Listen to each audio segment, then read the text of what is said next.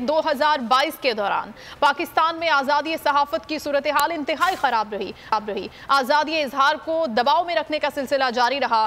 Council of newspaper editors ने Pakistani media freedom report 2022 जारी कर दी है। रिपोर्ट के मुताबिक 4 सहाफ़ी फ़राइज़ के दौरान जान की बाजी हार गए।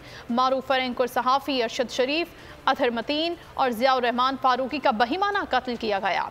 हुकूमत के तमाम दावे बैनुल-अक़वामी बरादरी के सामने आया हो गए।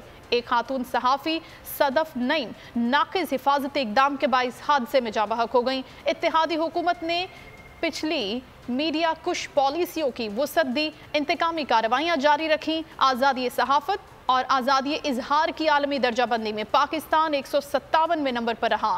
Prevention of electronic crime act पीका गैर जमहूरी कानून बदस्तूर नाफिज है।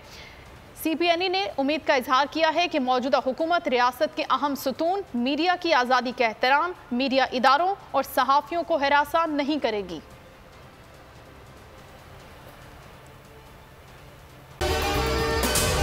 अगर आपको ये वीडियो पसंद आई है तो हमारे चैनल को सब्सक्राइब करें और बेल आइकन को प्रेस करें। 2022 बहुत सारे तोहफे भी देखे गया पाकिस्तान की आवाम को। पाकिस्तान की आवाम को एक तोहफा ये दिया कि आवाम को पता चल गया कि पाकिस्तान का मीडिया क्या है। साल 2022 में सबसे ज्यादा देखे जाने वाला चैनल बोल न्यूज रहा नंबर 1। हमने बहुत सारे शोज और ट्रांसमिशंस की। पूरा साल मुसलसल जदोजहद में निकल गया कि ये वोट ऑफ कॉन्फिडेंस के पीछे कौन लोग थे।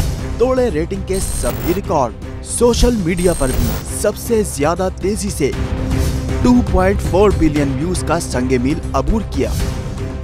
एंकर्स को भी आवाम में सबसे ज्यादा मकबूलियत मिली और सोशल मीडिया पर भी बोल रहा सब पर सब्सक्राइब करें और बेल दबाएं ताकि कोई खबर रह न जाए।